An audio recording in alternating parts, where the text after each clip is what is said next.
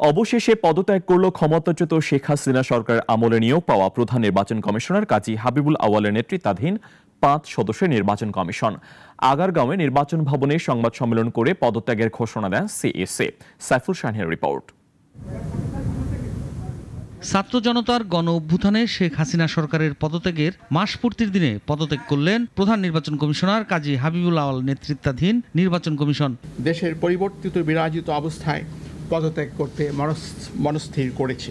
আগারগাঁওয়ে নির্বাচন ভবনে সংবাদ সম্মেলন করে পদত্যাগের ঘোষণা দেন সিইসি। দ্বাদশ সংসদ নির্বাচন বিতর্কিত ছিল এমন মন্তব্য করে সব সংসদ নির্বাচন নির্দলীয় তত্ত্বাবধায়ক সরকারের অধীনে হওয়ার পক্ষে মত দেন সদ্য বিদায়ী প্রধান নির্বাচন কমিশনার। প্রতিটি সাধারণ নির্বাচন নির্দলীয় তত্ত্বাবধায়ক সরকারের অধীনে অনুষ্ঠিত হলে উদ্দেশ্য অর্জন আরও সুনিশ্চিত হতে পারে। সিইসি বলেন, নির্বাচন স্থগিত বা বাতিল করে দেওয়ার মতো কোনো সাংবিধানিক ভিত্তি ছিল না। তবে সম্প্রতি ভেঙে দেওয়া সংসদের ২৯৯টি আসনের নির্বাচন প্রার্থীদের মধ্যে ব্যক্তিকেন্দ্রিক প্রতিযোগিতার মাধ্যমে হয়েছে, দলের মধ্যে নয়। বিদ্যমান ব্যবস্থায় আমাদের বিশ্বাস কেবল কমিশনের পুনর্বিন্যাসের মাধ্যমে অবাধ, নিরপেক্ষ, কালো টাকা ও পেশিশক্তি বিবর্জিত এবং প্রশাসন ও পুলিশের প্রভাবমুক্ত নির্বাচন নিশ্চিত করা যাবে না। নির্বাচন পদ্ধতিতে দুর্ভেদ্য মৌলিক সংস্কার প্রয়োজন হবে।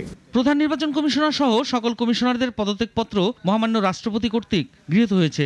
রাষ্ট্রপতি প্রেস উইং থেকে পাঠানো এক বার্তায় বিষয়টি জানানো হয়েছে। Thank you. সাইফুল শাহিন, নাগরিক, ঢাকা। ২৫০টিরও বেশি ডিজাইন অপশন নিয়ে ওয়ালটন স্মার্ট ফ্রিজ, বোঝে আপনার প্রয়োজন।